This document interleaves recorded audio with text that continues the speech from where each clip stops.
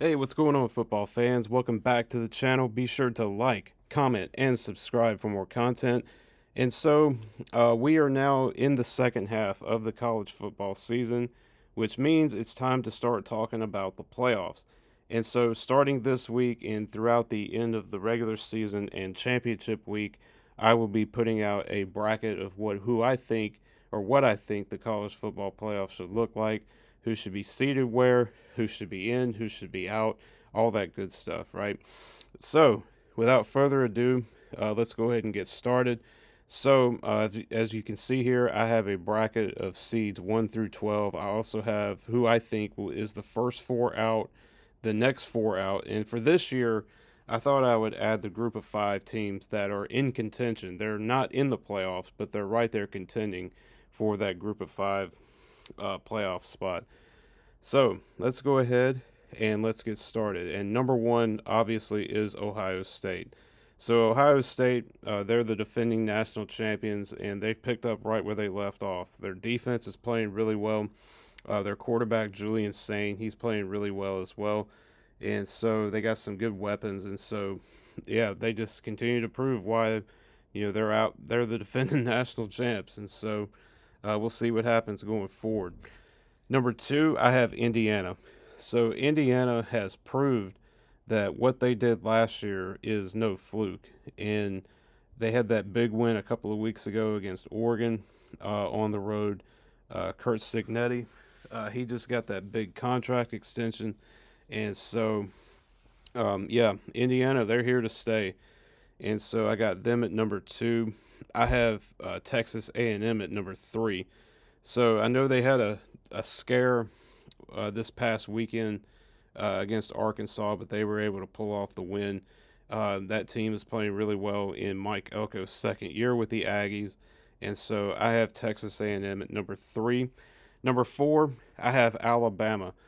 So a lot of people had written Alabama off after that loss in Week One to Florida State. But this is a much different Alabama team than it was then, and Ty Simpson and that team on both sides of the ball, offense and defense and special teams, they're playing really well. Ty Simpson's playing at a high level right now, and this is clearly a much different Alabama team. They beat Georgia on the road. They beat Tennessee this past weekend. Um, they also beat Vanderbilt and Missouri, all ranked teams. And so I got Bama at four. I've got Oregon at five. They continue to, you know, every year they're right there in contention. So I know they had that one loss to Indiana, but still, Oregon, they're a title contender easily. I've got Oregon at five. I have Miami at six. So Miami, they suffered their first loss of the season, and Miami was actually my number one team in the country before this past weekend's loss against Louisville. But I still think Miami is a good team. I still think they're a playoff team. The question is, can they, avoid that infamous Miami collapse that they seem to have every year under Mario Cristobal? Remember, they were in a solid position to make the playoffs, and then they collapsed late in the year. So hopefully, if you're a Miami fan, you better hope that does not happen again. I have Georgia at seven. They just had a big win versus Ole Miss. They also beat Tennessee on the road. Their only loss was to Alabama at home, which I know that's frustrating if you're a Georgia fan. So I got Georgia at seven. I have Ole Miss at eight. So Ole Miss, they beat LSU. They had a tough loss this past weekend against Georgia, but I like what Lane Kiffin has done there. I like that quarterback that they have, Trinidad Chambliss. This guy just come out of nowhere, a D2 transfer, and he's just seems like he's setting the college football world on fire. And so I have Ole Miss at eight. At number nine, I have BYU. So remember, we have at least one team from each Power Four conference has to be here in the playoffs. And so BYU, they had that big win versus Utah. And right now, I think BYU is the best team in the Big 12. But having said all that, the Big 12 is wide open. I mean, you got Texas Tech in the mix. You got, several other teams that easily could win it. And so, we'll see what happens. But for right now, I have BYU at 10, or excuse me, 9. Number 10, I have Georgia Tech. So Georgia Tech, they're undefeated. They're in first place or tied for first place in the ACC.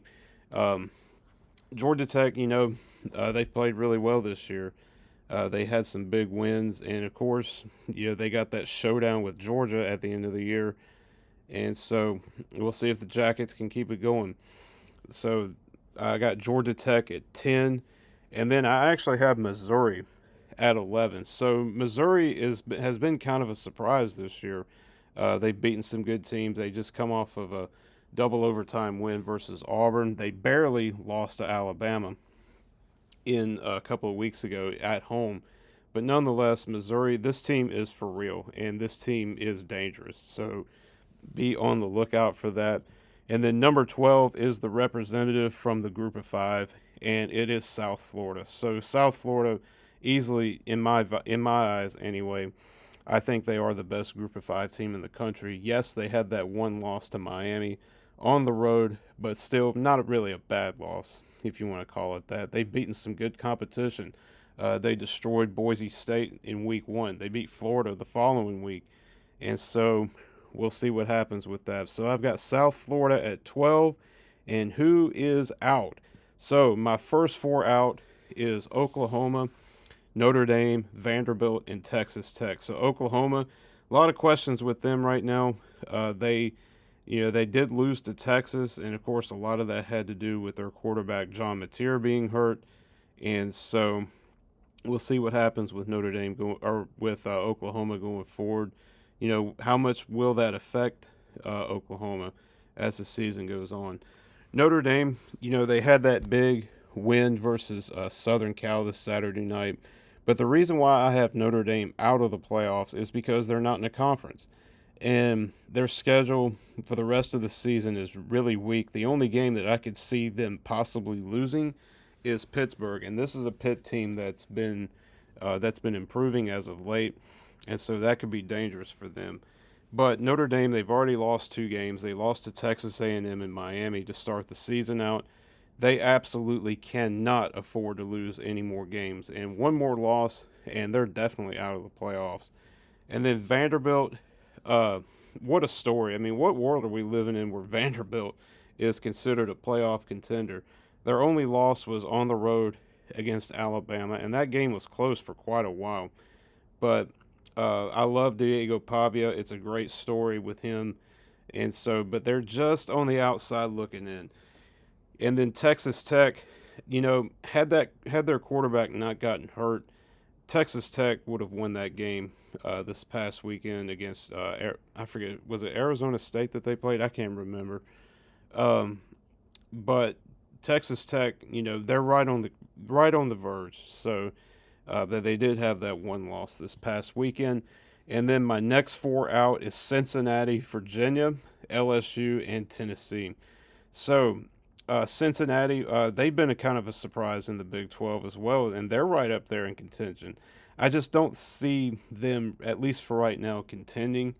I still think that, well, what I mean is I think BYU, I think Texas Tech, and maybe a couple other teams are better than Cincinnati overall. And so I'm going to put Cincinnati in the next 4 out. Virginia, another surprise this year. They're right there, tied for first in the ACC. Their only loss was to NC State, which was a non-con loss, by the way. And so Virginia, if they could possibly sneak into the playoffs. We'll see what happens with that. And then LSU and Tennessee, both of which already have 2 losses. They still have a slight shot, but, their schedules do not get any easier as the season goes on. So I'm going to put them, just slightly on, with a slight chance to make it. And then for the group of 5 contenders, as I mentioned, I got South Florida in the playoffs, but right behind them is James Madison, Navy, and Boise State. Now, Boise State, they had that big loss. They've already lost 2 games this year.